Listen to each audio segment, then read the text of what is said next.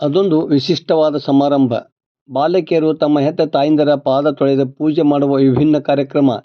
ಇಂಥ ಕಾರ್ಯಕ್ರಮ ಲಕ್ಷ್ಮೇಶ್ವರ ಪಾರ್ವತಿ ಮಕ್ಕಳ ಬಳಗದ ಬಾಲಕಿಯರ ಪ್ರೌಢಶಾಲೆಯಲ್ಲಿ ಭಾನುವಾರ ನಡೆಯಿತು.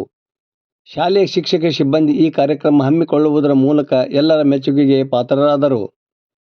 ಗಂಜಿಗಟ್ಟೆ ಚರಮೂರ್ತೇಶ್ವರ ಮಠದ ವೈಜನಾಥ ಶಿವಲಿಂಗೇಶ್ವರ ಶಿವಾಚಾರ್ಯ ಸ್ವಾಮೀಜಿ ಕಾರ್ಯಕ್ರಮ ಉದ್ಘಾಟಿಸಿ ಮಾತನಾಡಿದರು.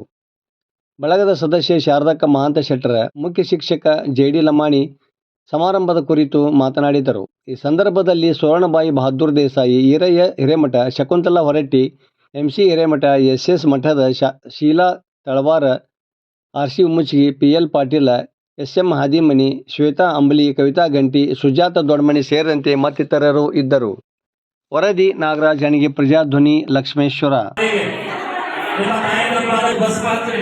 ಅನಾದಿ ಶಾಶ್ವತಂ ಶಾಂತಂ ಚಿತ್ಸೌಭಗಂ ಚಿದ್ಭಸ್ಮಂ ಲಿಂಗಧಾರಣಂ ಭಸ್ಮಲೇಪನ ಸರ್ವಾಂಗಂ ಭಸ್ಮಂ ಧಾರಯಾಮಿ ಮಹಾರಂ ಏಕಮೇವ ವಾರ್ಪಣಂ ಸರ್ವೋದಂ ನಾನಾಗಂ ಸಮಾನದಂ ಆಹಾರಿ ಪುಷ್ಪ ಉದುರ್ಗಟ್ಟಿಯನ್ನು ಬೆಳೆದಿದೆ ಕರ್ಪೂರ ಗೌರಂ ಕರುಣಾವ